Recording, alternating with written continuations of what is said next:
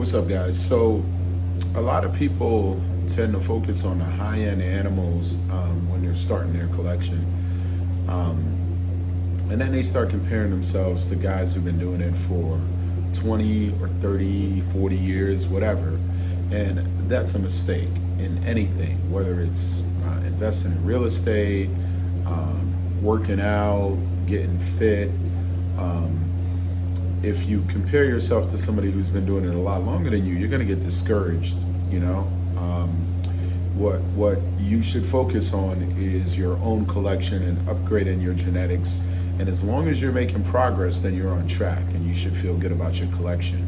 As long as you're upgrading your genetics every year, go check out my blog post on the upgrade method that I've used over the years, and understand that even myself, when I started out with limited funds, but I had a lot of time, I had a lot of energy, so I would buy hets and make pos hets, etc. So you don't need a ton of money to pick up some really cool genetics and make some really high-end animals that'll, generate income for you in the future. So if you have the income, go ahead and buy the high-end animal and save yourself some time, because time is definitely more valuable.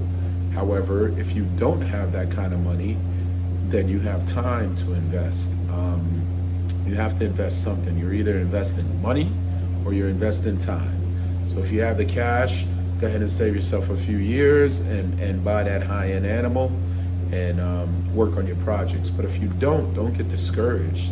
I'm going to give you a few examples of how you can buy some low-end animals to get into some really cool projects. Check it out.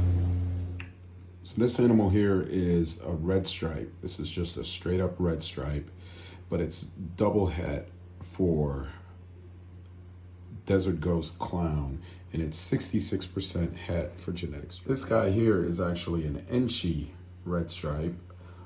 It's a sibling to that male, and it's double het Desert Ghost Clown, 66% het genetic stripe.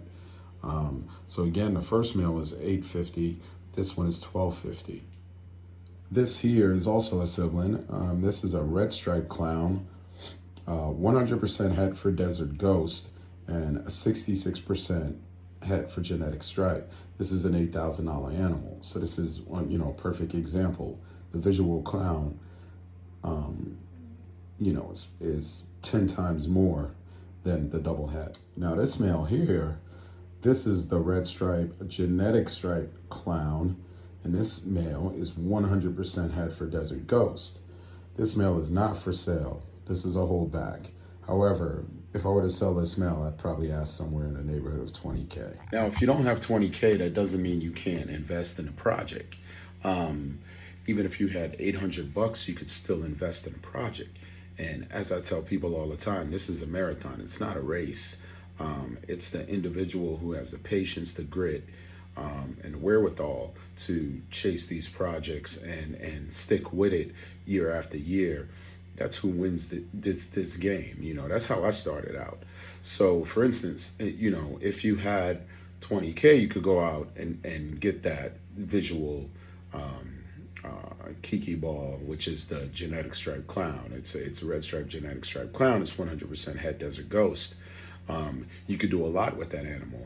You can make some really cool triple recessives, and I believe the triple recessive is selling for like $30,000.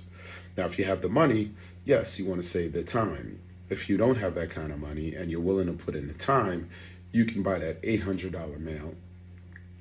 You can breed him to a female clown. You could breed him to a female a female Desert Ghost, and go from there.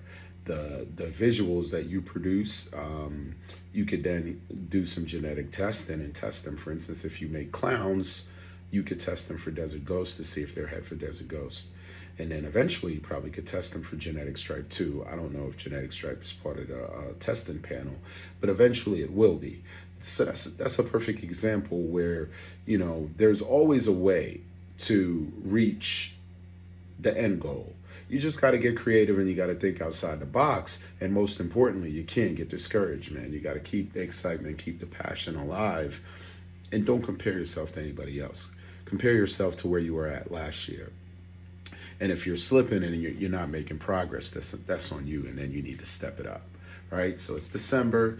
It's a great time to set some goals, map out some plans, and most importantly, you just got to stick. You got to follow through with your plan. That's where most people fail. Most people can come up with a really, really good plan, but they don't execute. So that's what's up. Project Pros, baby. See you next week.